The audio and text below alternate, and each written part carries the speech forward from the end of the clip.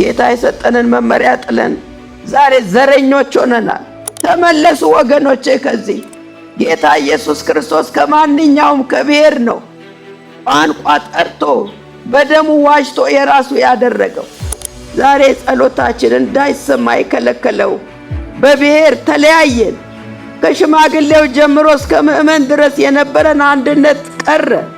አንድ ልብ የለንም። ወደ ጌታ መመለሱ ነው የሚሻለን። የጠራን አምላክ ይህንን ሁሉ የሚቆጥር አምላክ አይደለም። የልባችንን መዋረድ ነው የሚፈልገው። አንድነታችንን ነው የሚፈልገው። ዛሬ ግን በጌታ ስም እለምናቸዋለሁ፣ ከላይ እንጀምር። ሁላችን በእግዚአብሔር ፊት እንውደቅ፣ እንደፋ፣ እንዋረድ፣ ከክፉ መንገዳችን እንመለስ። እግዚአብሔር ይቅር ሊለን ከአመፃ ሙሉ ሊያነጻን የታመነና ጻድቅ አምላክ ነው። ዛሬ የምንነጋገረው ስለ ጸሎት ነውና ጸልዬ ጀምራለሁ። ያለና የነበርክ ለዘላለም የምትኖር አምላካችን ሆይ ስለዚህ ጊዜ ደግሞ እጅግ አድርጌ አመሰግንሃለሁ። የዘላለም አምላክ ሆይ አንተ እንድንጸልይ ተስፋ ሰጥተናል። እኛ ደግሞ በታላቁ አምላክ ፊት እንዴት ሆነን ነው መቅረብ የሚገባን? ይህንን ከቃልህ እንድታስተምረን በጌታ በኢየሱስ ስም ጸልያለሁ። ሁሉን ለስምህ ክብር ይሁን፣ አሜን። የማቴዎስ ወንጌል ምዕራፍ 7 ከቁጥር 7 ጀምሮ ለምኑ ይሰጣችሁማል፣ ፈልጉ ታገኙማላችሁ፣ መዝጊያ አንኳኩ ይከፈትላችኋል። የሚለምነው ሁሉ ይቀበላልና የሚፈልገውም ያገኛል፣ መዝጊያንም ለሚያንኳኳ ይከፈትለታል ይላል። ጌታ እንድንለምን፣ እንድናንኳኳ፣ እንድንጸልይ ቃል ገብቶልናል። እኛ ደግሞ በተገባልን ቃል መሰረት እንዴት አድርገን ነው በዚህ በታላቁ አምላክ ፊት መቅረብ የምንችለው? እግዚአብሔር በሰጠን ተስፋ መሰረት ከእግዚአብሔር የለመነውን ለማግኘት ከኛ የሚፈለገው ነገር ምንድን ነው? ሚልክያስ ምዕራፍ 3 ቁጥር 16 ላይ እግዚአብሔርን የሚፈሩ እርስ በርሳቸው ተነጋገሩ፣ እግዚአብሔርም ሰማ አደመጠም፣ የመታሰቢያ መጽሐፍን በፊቱ ተጻፈ ይላል። ወደ እግዚአብሔር ፊት ስንቀርበው ይሄ ትልቁ አምላክ ፊት ልንፈራው ይገባናል። ስለዚህ እግዚአብሔርን በመፍራት በፊቱ ከቀረብን እግዚአብሔር ጸሎታችንን ይሰማል። እግዚአብሔር ሁለተኛ ነገር ጸሎታችንን እንዴት ነው የሚሰማው? ሉቃስ 18 ከ9 እስከ 14 ድረስ ሁለት ሰዎች ሊጸልዩ ወደ ቤተ መቅደስ ሄዱ ይላል። አንዱ ፈሪሳዊ ነው፣ አንዱ ቀራጭ ነው። ይሄ ፈሪሳዊው ቆሞ ቀማኞች፣ አመንዝሮች እንዲሁም ደግሞ እንደዚህ ቀራጭ ስላልሆንኩ አመሰግናለሁ፣ በሳምንት 2 ቀን እጾማለሁ፣ ከማገኘው አስራት አወጣለሁ ብሎ በእግዚአብሔር ፊት ያንን ጽድቁን መደርደር ጀመረ። ቀራጩ ግን ለእግዚአብሔር ለመንግስት ታማኝ እንዳልሆነ ገብቶት ከሚገባው ገንዘብ ምናልባት ወደ ኪሱ ከቶ ሊሆን ይችላል፣ እኔን ኃጢአተኛውን ማረኝ ብሎ በሩቅ ቆሞ ደረቱን ይመታ ነበር ይላል። ያ ጽድቁን ከደረደረው ይልቅ እኔ መልካም ነኝ፣ በሳምንት 2 ቀን ጾማለሁ፣ ከማገኘው አስራት አወጣለሁ፣ ሌባ አይደለሁም፣ ቀማኛ አይደለሁም ብሎ ጽድቁን ከደረደረው ይልቅ የራሱን አዋርዶ በእግዚአብሔር ፊት የቀረበው ሰው ጽድቅን አግኝቶ ወደ ቤቱ እንደተመለሰ ይናገራል። ስለዚህ በእግዚአብሔር ፊት የምንኩራራበት እንደዚህና እንደዛ የምንሆንበት ነገር ምንም የለንም። ራሳችንን አዋርደን ማንነታችንን ገብቶን በዚህ በታላቁ አምላክ ፊት ብንቀርብ እግዚአብሔር ጸሎታችንን ይሰማል። ሶስተኛው ሐሳብ እግዚአብሔር ጸሎታችንን የሚሰማ መዝሙር 51 በቅንፍ 17 ላይ የእግዚአብሔር መስዋዕት የተሰበረ መንፈስ ነው ይላል። የተሰበረው ልብ እግዚአብሔር አይንቅም። በተሰበረ ልብ በተዋረደ መንፈስ በእግዚአብሔር ፊት ስንቀርብ እግዚአብሔር ጸሎታችንን ይሰማል። ሌላው የሚቀጥለው ሉቃስ 18 ከ1 እስከ 8 ድረስ ባለመታከት በእግዚአብሔር ፊት ይጸልዩ ስለነበረው ደግሞ ይናገራል። በዚህ ውስጥ አንዲት መበለት ሴት አለች። አንድ ደግሞ እግዚአብሔርን የማይፈራ ሰውን የማያፍር ዳኛ ነበር። እቺ መበለት በየቀኑ እየሄደች ከባላ ጋር ይፍረድልኝ እያለ ትጨቀጭቀው ነበር። አንድ ቀን ምን አለ? ምንም እግዚአብሔርን ባልፈራ ሰውንም ባላፍር እቺ መበለት እየመጣች ከምታደክመኝ ልፍረድላትና ልገላገል ብሎ አለ። ጌታ ምን አለ? አመፀኛው ዳኛ ያለውን ስሙ። እርሱ እንኳን እንደዚህ ከፈረደ ለኔማ በቀንና በሌሊት ወደኔ ለሚመጡት ለምርጦች አልፈርድላቸውምን? እውነት እላቸዋለሁ ፈጥኖ ይፈርድላቸዋለሁ አለ። ሌላው በይቅርታ ልብ መቅረብ ነው። ቂምን ይዘን ጥላቻን ይዘን በእግዚአብሔር ፊት መቅረብ አንችልም። ጸሎታችን አይሰማም። በይቅርታ ልብ ማቴዎስ 5:23 ላይ እንግዲህ መባህን በመሰዊያው ላይ ብታቀርብ በዚያ ወንድምህ አንዳች ባንተ ላይ እንዳለው ብታስብ በዚያ በመሰዊያው ፊት መባህን ትተህ ሄደህ ከወንድም ጋር ታረቅ፣ ከዚያ በኋላ መጥተህ መባውን ታቀርባለህ ይላል። ቂም እያለ ጥላቻ እያለ ወንድሙ በእርሱ ላይ ቅሬታ እያለው በእግዚአብሔር ፊት የሚቀርበውን ነገር እግዚአብሔር አይቀበልም።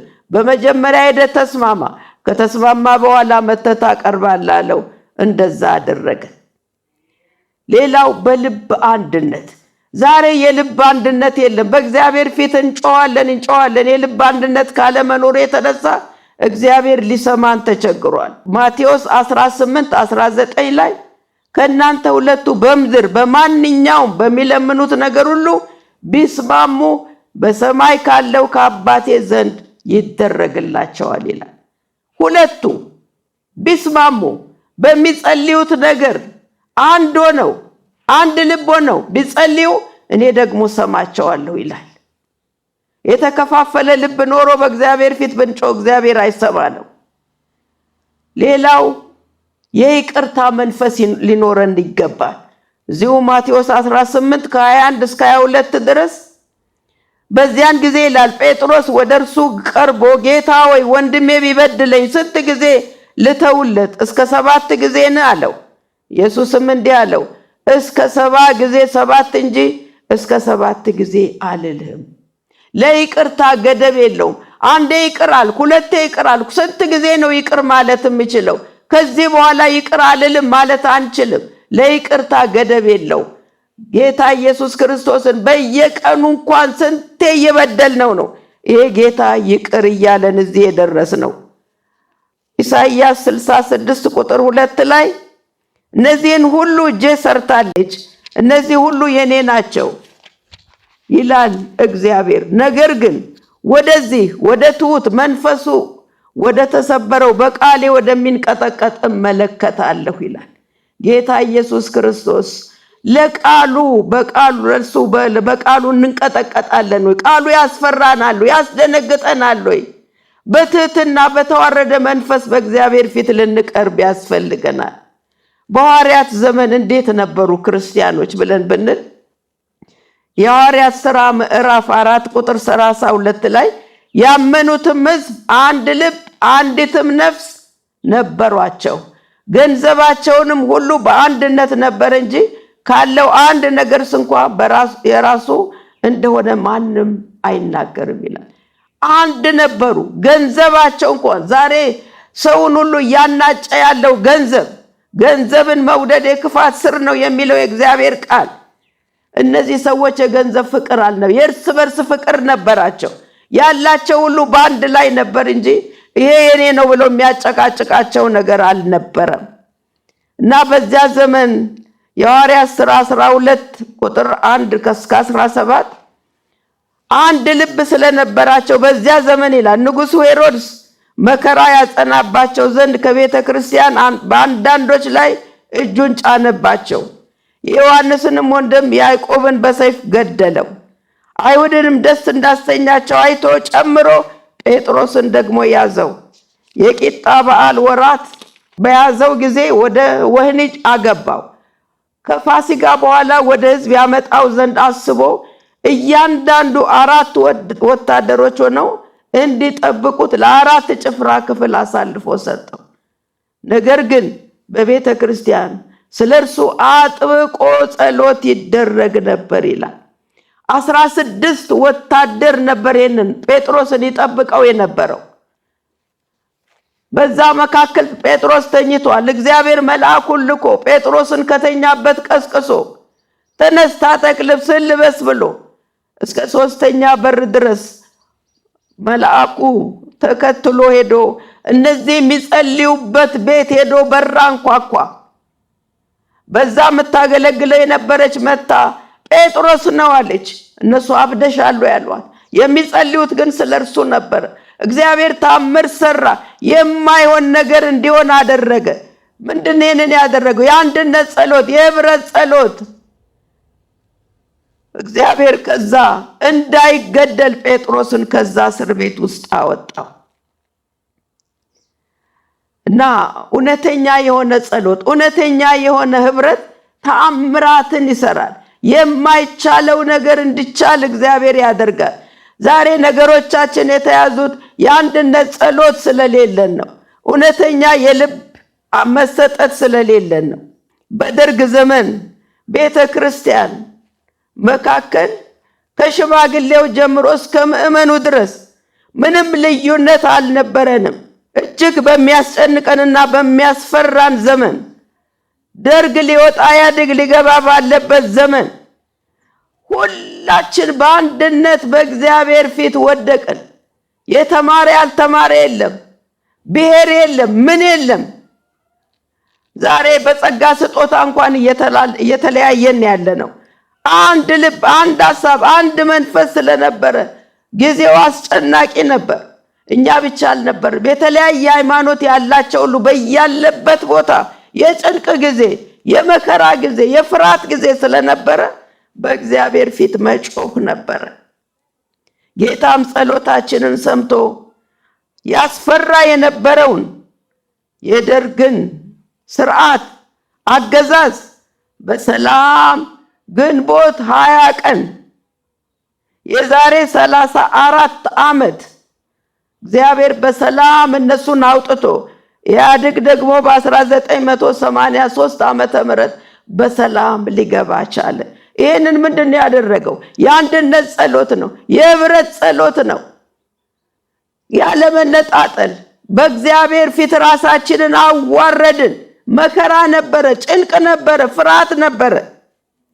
ዛሬ ጸሎታችን የመዝናናት የሆነው ሰላም ስላለ ነው። እንደ ያኔው ጭንቅ አንዳንድ ጊዜ መከራ ጊዜ ይምጣ ይልና ፈራለው ደግሞ። ስለዚህ መከራ ክርስቲያኖችን ያጸናል፣ መከራ ክርስቲያኖችን ያበረታል።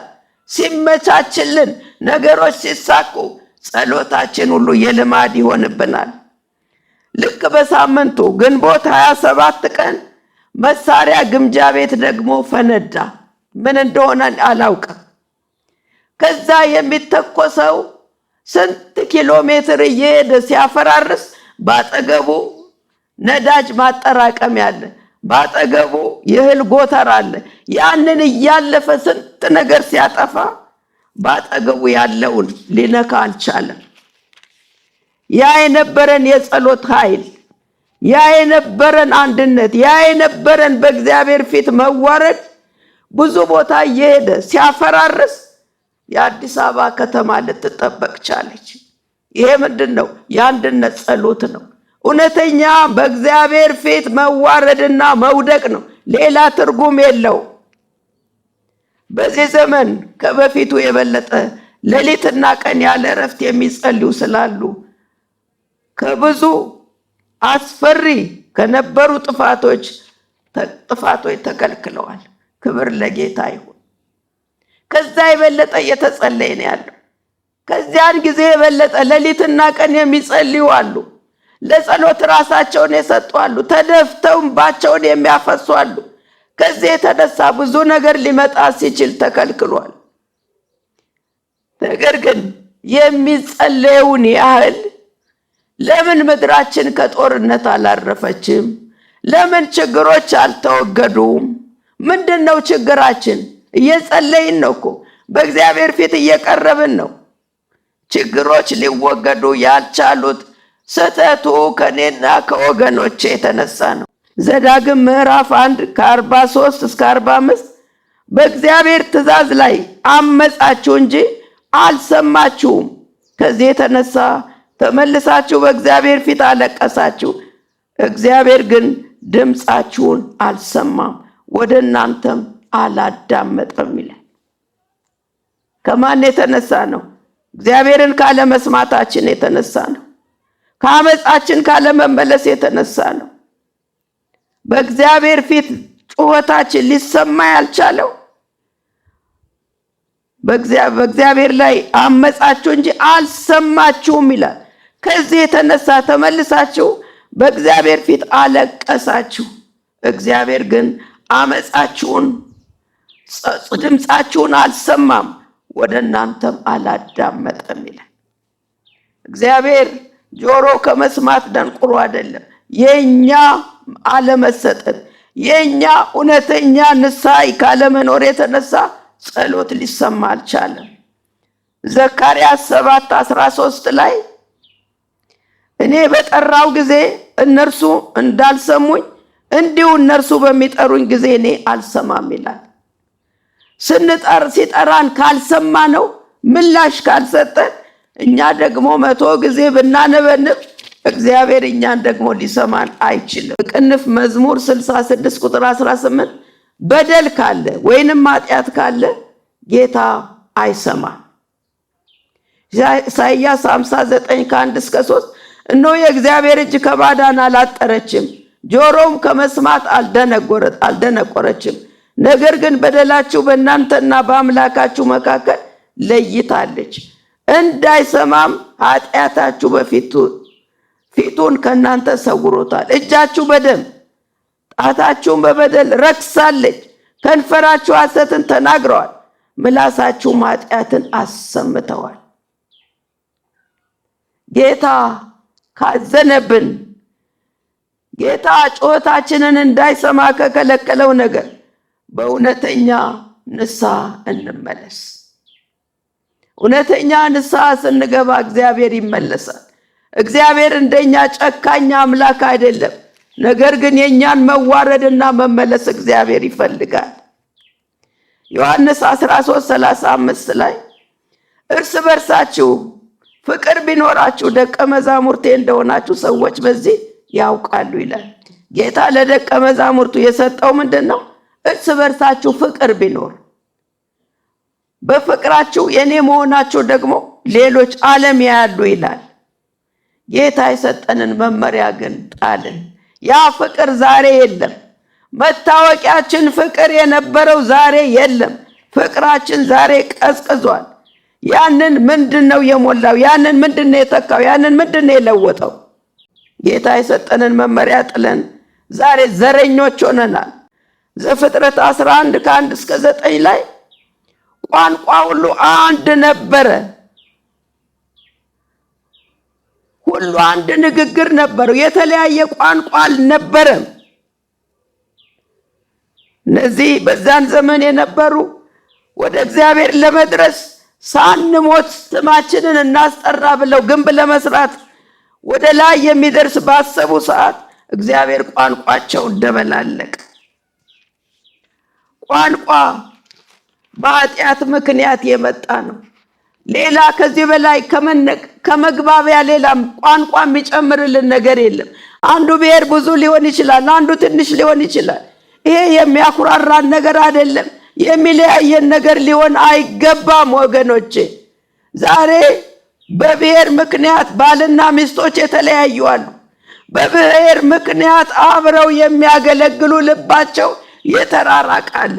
ተመለሱ ወገኖቼ። ከዚህ ጌታ ኢየሱስ ክርስቶስ ከማንኛውም ከብሔር ነው ቋንቋ ጠርቶ በደሙ ዋጅቶ የራሱ ያደረገው። በእግዚአብሔር ዘንድ ምንም አይነት ብሔር ልዩነት የለውም።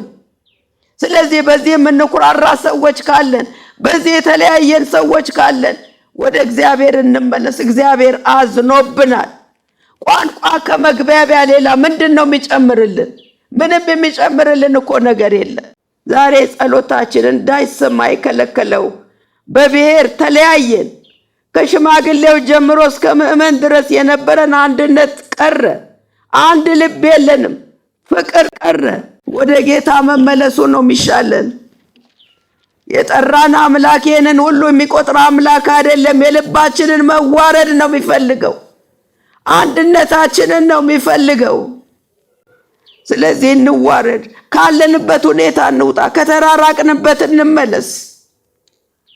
ሁለተኛ ዜና 7 ላይ ከ13 እስከ 14 ዝናብ እንዳይወርድ ሰማያትን ብዘጋ ወይም ምድሪቱን ይበላ ዘንድ አንበጣን ባዘው ወይም በሕዝብ ላይ ቸነፈርን ብሰድ በስሜ የተጠሩት ሕዝቤ ሰውነታቸውን አዋርደው ቢጸልዩ ፊቴን ቢፈልጉ ከክፉ መንገዳቸው ቢመለሱ በሰማይ ሆኜ እሰማለሁ፣ ኃጢአታቸውን ይቅር እላለሁ፣ ምድራቸውንም እፈውሳለሁ። ወገኖቼ ምድራችን ያለ መፈወሱ ምክንያት እኛ ነን። በስሜ የተጠራው ሕዝቤ በምድሪቷ ላይ መከራ ቢኖር መከራ አለ።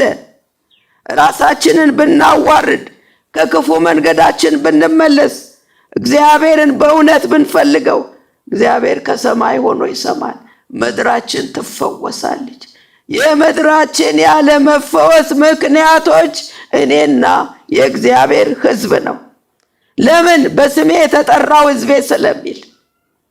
ዛሬ ራሳችንን አዋርደን ከክፉ መንገዳችን ከክፉ ሐሳባችን ተመልሰን ወደ ጌታ ብንመጣ ጌታ ይሰማል። ጌታ ጸሎታችንን ሰምቶ ምድራችንን ይጎበኝልናል። ሕዝባችን ከክፋት ወጥቶ እግዚአብሔርን የሚፈራ ሕዝብ ይሆናል። እግዚአብሔርን የሚያመልክ ሕዝብ ይሆናል። ወገኖቼ ትንቢተ ዮናስም የ1 ቀን መንገድ ያህል ወደ ከተማይቱ ውስጥ ሊገባ ጀመረ። በ3 ቀን ውስጥ ነነዌ ትገለበጣለች ብሎ ጮሆ ተናገረ። ይህንን ጮኸት የነነዌ ሰዎች እግዚአብሔርን አመኑ ይላል። ለጾም አዋጅ ነገሩ። ከታላቁም ጀምሮ እስከ ታናሹ ድረስ ማቅ ለበሱ። ወሬውም ወደ ነነዌ ንጉሥ ደረሰ። እርሱም ከዙፋኑ ተነስቶ መጎናጸፊያውን አወለቀ፣ ማቅም ለበሰ፣ በአመድም ላይ ተቀመጠ። አዋጅም አስነገረ። የነነዌ ሰዎች የንጉሡንና የመኳንንቱን ትእዛዝ አሳወጀ። እንዲህም አለ፣ ሰዎችና እንስሶች፣ ላሞችና በጎች አንዳች አይቅመሱ፣ አይሰማሩ፣ ውሃንም አይጠጡ። ሰዎችና እንስሶች በማቅ ይከደኑ፣ ወደ እግዚአብሔር በብርቱ ይጩሁ። ሰዎችም ሁሉ ከክፉ መንገዳቸውና በእጃቸው ካለው ግፍ ይመለሱ። ዛሬ ወደ እግዚአብሔር መጮህ ብቻ አይደለም። በእጃችን ምንድነው ያለው? በልባችን ምንድነው ያለው? ሰዎች ሁሉ ከክፉ መንገዳቸው ከእጃቸው ካለው ግፍ ይመለሱ ይላል። እኛ እንዳንጠፋ እግዚአብሔር ተመልሶ ይጸጸት እንደሆነ ማን ያውቃል? እውነተኛ መዋረድና ንስሐ ሲኖር እግዚአብሔር ይቅር ይላል። ወገኖች እግዚአብሔርም ከክፉ መንገዳቸው እንደተመለሱ ስራቸውን አየ ይላል። እግዚአብሔርም ያደርግባቸው ዘንድ በተናገረው ክፉ ነገር ተጸጽቶ አላደረገም። እግዚአብሔር ይመስገን።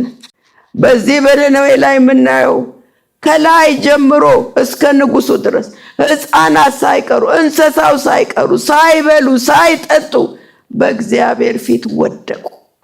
ዛሬ የተወሰነ ሰው ሲሰማውና በእግዚአብሔር ፊት ሲወድቅ፣ ሌሎቻችን ደግሞ አይሰማንም፣ ግድ የለንም። እግዚአብሔር እንዴት ይስማን ወገኖቼ? ምድሪቷ እኮ ለሁላችንም ናት። ሁላችንም ነን በእግዚአብሔር ፊት መውደቅ ያለብን። የተወሰነ ሰው ሲወድቅ፣ የተወሰነ ሰው ደግሞ የፈለገውን ያደርጋል። ከዚህ የተነሳ ነው ጸሎታችን የዘገየብን። እሱ ይቅርታ አድራጊ ነው። ስለዚህ ዛሬ በጌታ ስም ሁላችሁንም የምለምነው ከራሴም ጭምር በእግዚአብሔር ፊት እንዋረድ። ያለንን ነገር ሁሉ ወደ ጎን እንተው። አይጠቅመንም፣ አልረባንም። መለያየቱ አልጠቀመንም፣ ጎዳን እንጂ። ስለዚህ ሁሉን ነገር ያለንን ነገር ትተን በአንድ ልብና በአንድ መንፈስ ሆነን የነነዌ ሕዝብ ከላይ ጀምሮ እስከ ታች ድረስ በእግዚአብሔር ፊት ወድቆ ምሕረትን እንደተቀበለ ከጥፋት እንደዳኑ እግዚአብሔር ደግሞ ከጥፋት እንዲያድነን ሁላችን ወደ እግዚአብሔር ለመመለስ ጸጋውን ያብዛልን። ወገኖቼ ቃሉን ስንሰማ ልባችንን እልከኛ እናድርገው። የእግዚአብሔር ቃል ሊያስፈራን ይገባል፣ ሊያስደነግጠን ይገባል፣ ልንዋረድ ይገባል። ብንዋረድ እኮ እሱ ከፍ ከፍ ያደርገናል፣ እንጠቀማለን እንጂ አንጎዳም። ዛሬ የእኛን ነገር ሁሉ ወደ ጎን ትተን በአንድ ልብና በአንድ መንፈስ ሆነን ይህንን ጌታ እንፈልገው። ይህንን ለማድረግ ደግሞ የሰማይ አምላክ ይርዳን።